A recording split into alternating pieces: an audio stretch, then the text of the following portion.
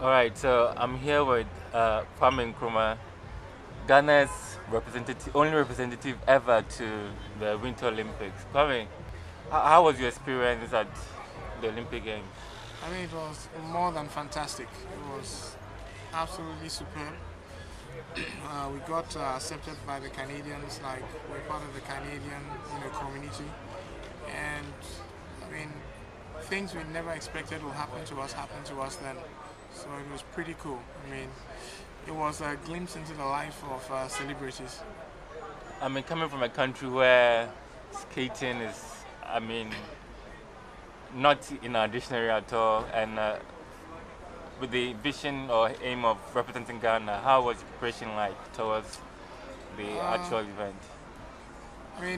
Ski racing is a very tough sport, and you got to do a lot of summer training. You go in the gym, you're on the road. You got to get your body as fit as possible for the beating is going to take during winter. So summertime we are working out hard, and wintertime we're working out hard. But the preparation was not fantastic because we were expecting to train for 6 months and we got only 1 month because the funding we thought we were going to get from the authorities in, when it comes to sports in Ghana never actually came through. So we ended up having only 1 month And, instead of six and the months. training was in Canada. No, the training was mostly in Italy. Okay. So, for how long have you been skiing? I've been skiing for 6 years, and prior to that, I skied another 2 years, kind of. But when it comes to competitive skiing, I'll say like 6 years. And this started where? In Ghana? No, I started in Milton Keynes in the UK, where I learned how to ski indoors. Okay, so how was. Is this something that you always thought of, or you just wanted to make a statement for yourself and for the country? Skiing is really a hobby for me. It's not a profession, and I did it for fun. I just, it was there, it was available to use, it was free, so I used it, and I kind of got the hang of it, and it slowly evolved into what it has become for me. So, what is it going to be for you now? I think now I look at the business side of skiing. I also look at the charitable side of skiing, what I can do with my experience at the Olympics. Being an Olympian, I can touch people's lives, make some positive changes, as well as building a ski slope in Ghana. So there's so many things the Olympics has opened up doors to, and it's a matter of now taking my time and looking at what is good for me, what's not good for me, what's good for the Ghana ski team going forward, because I don't want to be the first and last. I want to see more. So, you say it's Ghana ski team. Is there anything like that in place at the moment? Yeah, there is a Ghana ski team in place, but it only has one athlete, me. We currently have a 14-year-old in UK, and the idea is to prepare him over the next 7 years for the Olympics after the Sochi Russian Olympics. 4 years or 3.5 years is a bit too short for him, so we are looking forward. So we're looking far into the future. You talked about looking at having a skiing slope here in Ghana. If you should go into it, which area is it likely that you will set up such a facility at? Well, the ski slope is going to be in Manfi. We've already acquired the site. Now it's just a matter of all the design work to be done. We've got a local architectural firm, Mobius, who are working on it.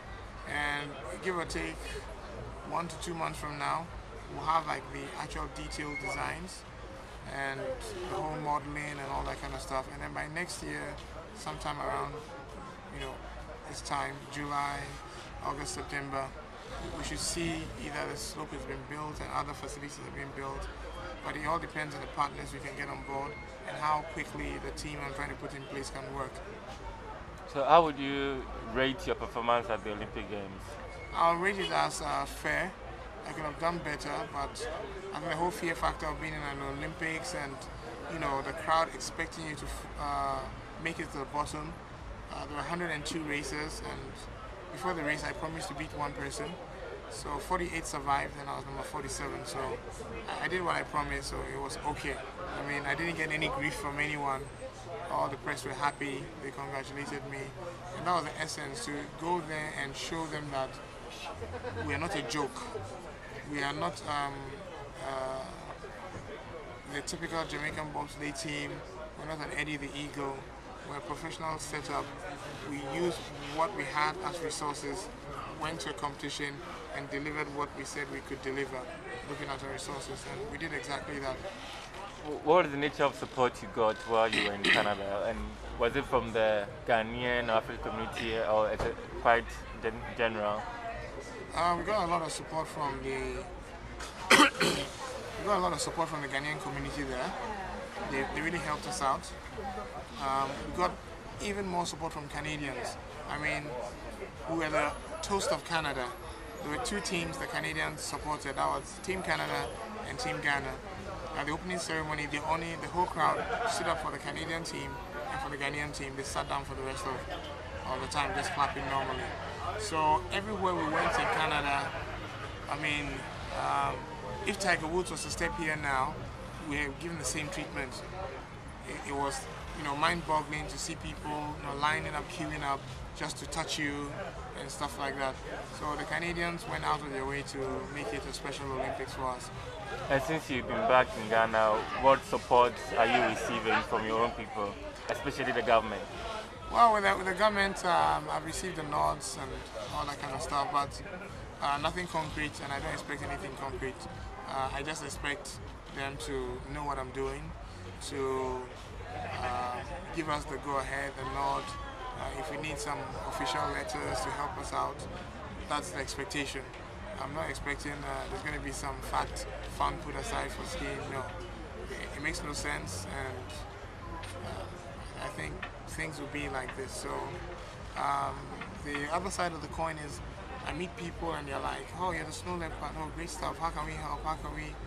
So it's nice when, today I went to buy an African drum, and the guy I was buying it from was like, you act movies? And I'm like, no, I don't. He said, no, he's seen me on TV, but I act. I said, no, I don't. I do something else. He said, okay, that's why he's seen me. So people do recognize you, and it's cool. I mean,